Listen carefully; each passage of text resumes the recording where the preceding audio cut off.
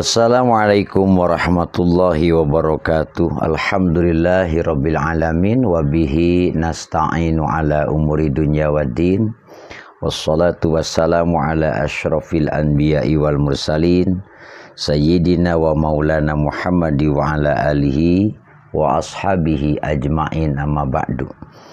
Para pemirsa dan para sahabat, pada video sebelumnya sudah disampaikan mengenai bagaimana hukum menjual daging akikah.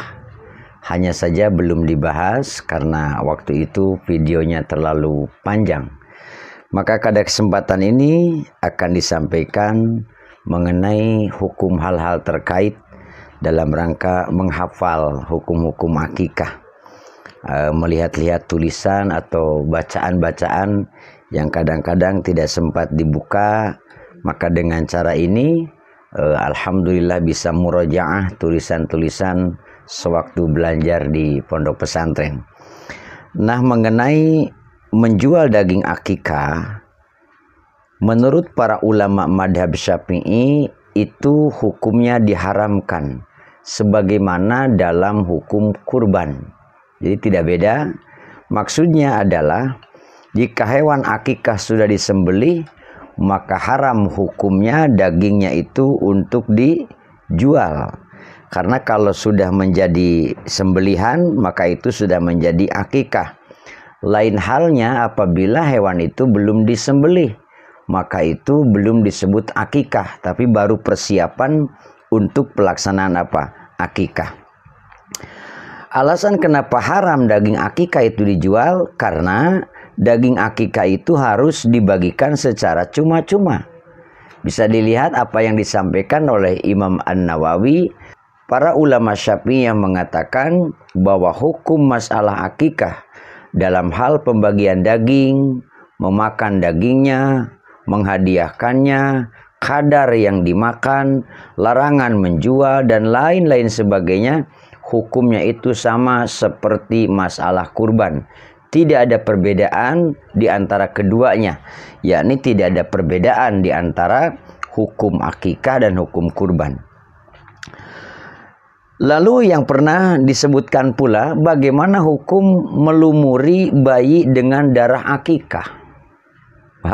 Mungkin di kita tidak ada ya, atau kalaupun ada mungkin jarang.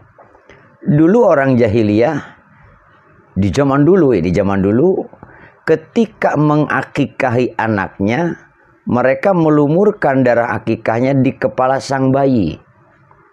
Hal ini dilarang oleh Nabi SAW. Beliau mengganti tradisi tersebut dengan cara mengoleskan wewangian ke sang bayi itu. Jadi kalau dulu sebelum Nabi Muhammad SAW diutus menjadi nabi, menjadi rasul, di era jahiliyah itu orang-orang mengoleskan atau melumuri kepala bayi itu dengan dengan darah gitu, dengan darah akikahnya. Nah, kemudian Rasul melarang itu dan Rasul mengganti tradisi tersebut dengan wewangian. Ditegaskan pula di dalam kitab Majmu' Syarah Muhadzab bahwa para ulama Asy-Syafi'i mengatakan bahwa hukumnya makruh melumuri kepala bayi dengan darah akikah. Namun tidak apa-apa jika melumurinya dengan wewangian, misalnya minyak zafaron. Nah, mengenai kesunahan memberi wewangian, menurut Imam Ar-Rafi, yang paling masyhur adalah hukumnya mustahabah. Hukumnya itu sunnah, diberikan wewangian. Ada sebuah hadis yang mengatakan wa amitu anhul ada. Ini masih dengan berkaitan akikah, karena pelaksanaannya juga sama dengan akikah. Secara tekstual kalimat wa amitu anhul ada artinya adalah hilangkan penyakit dari bayi. Potongan kalimat ini ada dalam hadis sahih riwayat Imam Bukhari. Diriwayatkan dari Muhammad bin Sirin an Muhammad bin Sirin haddatsana Salman bin Amir qala sami'tu Rasulullah sallallahu alaihi wasallam telah menceritakan kepada kami. Beliau berkata, saya pernah mendengar Rasulullah sallallahu alaihi wasallam bersabda, bagi seorang anak itu ada akikah, maka sembelihkanlah hewan untuknya dan hilangkanlah penyakit darinya. Ini hadis dalam riwayat Imam Bukhari. Lalu apa makna hilangkan penyakit dari bayi itu? Di sini Imam Nawawi menjelaskan yang dimaksud wa imatatul adza maknanya adalah menghilangkan. Dan yang dimaksud dengan al-adza adalah rambut yang ada di kepala bayi saat lahir.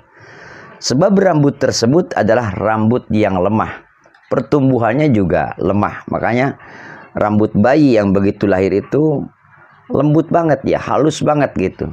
Dia tidak bisa bertumbuh, tidak bisa berkembang sebagaimana rambut-rambut yang lain. Disebutnya rambut yang lemah. Bahkan Ibnu Hajar Al-Asqalani di dalam kitab Fathul Bari juga menjelaskan yang dimaksud dengan sabda Nabi wa amitu maknanya adalah hilangkanlah. Dan makna al-adza dari Ibnu Sirin berkata, jika al-adza bukan memotong rambut, maka saya tidak tahu lagi apa itu maknanya. Al-Asma'i memastikan maknanya adalah memotong rambut. Lalu apa hukum memotong rambut bayi? Dalam madhab Syafi'i, selain akikah, disunahkan juga untuk mencukur rambut bayi yang baru lahir di hari ke-7. Kenapa rambut bayi harus dicukur? Ternyata alasannya adalah bahwa rambut bayi yang baru lahir itu membawa penyakit atau membawa kotoran. Oleh sebab itu harus dibersihkan dengan cara dicukur. Al-Imam Nawawi menyebutkan disunahkan mencukur rambut bayi di hari ke-7. Para ulama Syafi'iyah menganjurkan untuk bersedekah senilai berat rambut yang dicukur. Boleh dengan emas atau boleh juga dengan perak. Baik itu bayi laki-laki maupun bayi perempuan, maka itu sama saja. Nah, yang perlu dipahami mengenai sedekah senilai berat rambut ini sebagaimana hadis riwayat Imam Malik dan Imam Al-Baihaqi bahwa Fatimah bersedekah perak ketika Hasan dan Husain dicukur rambutnya. Tidak berarti harus sedekah emas, sedekah perak, tetapi nilainya yang dimaksud. Ini masih berkaitan dengan akikah. Akikah dulu atau memberi nama dulu? Kan biasanya kadang-kadang ada juga yang tradisinya itu begitu akikah dia mengumumkan nama. Nah, ini mana dulu nih? Sedangkan sekarang bayi belum lahir saja harus sudah nyiapin nama. Karena nanti di rumah sakit akan ditanya namanya siapa. Bagaimana itu sebenarnya? Di hari ke-7 dari kelahiran sang bayi disunahkan melakukan akikah dan memberi nama bayi. Mana yang mesti didahulukan antara keduanya? Apakah menyembelih akikah dulu ataukah memberi nama terlebih dahulu? Ternyata di dalam madhab Syafi'i dianjurkan untuk memberi nama terlebih dahulu. Jadi kalau tradisi di kita itu ada yang begitu akikah lalu dia memberi nama atau mengumumkan nama. Nah, seiring sekarang ini di era modern serba canggih itu, bayi belum lahir saja orang tua harus sudah nyiapin apa? Nama. Karena begitu lahir nanti ngurus surat-surat di rumah sakit itu akan ditanya namanya. Ternyata dalam madhab Syafi'i itu dianjurkan untuk memberi nama terlebih dahulu. Jadi itu justru bagus menyiapkan nama ya, memberi nama terlebih dahulu. Baru kemudian disembelihkan hewan akikah. Artinya urutannya adalah memberi nama bayi terlebih dahulu, nah, baru kemudian menyembelih hewan akikah. Adapun jedanya ya mau langsung setelah hari ini memberikan nama besok akikah ya tidak masalah, itu sudah dibahas dalam kapan harus melakukan akikah. Begitupun yang dikatakan oleh Syekh Abu Bakar Ad-Dimyati di dalam kitab I'anatut Thalibin, bahwasanya beliau mengatakan yang bagi aidun antakuna tasmiyatu qablal aqi. Beliau mengatakan bahwa sebaiknya memberi nama bayi dilakukan sebelum melakukan akikah. Berikutnya, akikah dulu atau potong rambut dulu? Kalau tadi nama dulu baru akikah. Nah, sekarang akikah dulu atau rambut dulu? Sudah dibahas di hari ke-7 dari kelahiran sang bayi. Selain memberi nama dan penyembelihan akikah, ternyata disunahkan juga untuk mencukur rambut bayi. Nah, mana yang didahulukan antara akikah dan mencukur rambut? Kalau tadi antara memberi nama dengan akikah. Sekarang antara melaksanakan akikah dan mencukur rambut. Ternyata ini juga dianjurkan untuk menyembelih hewan akikah terlebih dahulu, baru kemudian mencukur rambut bayi. Artinya urutannya itu adalah 1. Memberi nama bayi, kemudian menyembelih hewan akikah, baru kemudian mencukur rambut bayi itu. Ini dijelaskan oleh Imam Nawawi rahimahullahu ta'ala dalam kitab Al-Majmu' Syarah Muhadzab. Beliau mengatakan, apakah potong rambut didahulukan sebelum menyembelih akikah? Pendapat yang as-shah dan ditetapkan oleh Imam Asy-Syafi'i, Imam Al-Baghawi, Imam Al-Jurjani dan lainnya adalah disunahkan potong rambut setelah menyembelih hewan, sebagaimana ada isyarat dalam hadis Rasulullah Shallallahu Alaihi Wasallam. Dalam cara motong rambut, ada dilarang memotong rambut dengan cara qaza'. Ini di madhab Syafi'i, dilarang memotong rambut dengan model qaza'. Apa itu qaza'?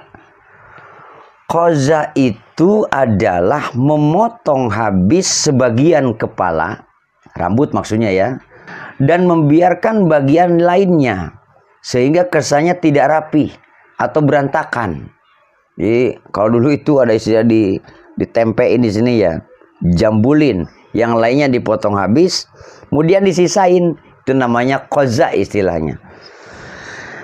Dikatakan bahwa Imam Asy-Syairazi dan para ulama Syafi'iyah mengatakan bahwa dimakruhkan potong rambut model qaza', yaitu memotong sebagian rambut saja dari kepala, karena ada hadis yang melarangnya dari Ibnu Umar radhiyallahu anhuma, bahwa Nabi Shallallahu Alaihi Wasallam melarang qaza' di kepala, melarang memotong rambut yang lainnya dihabisin, dicongceloin gitulah ya.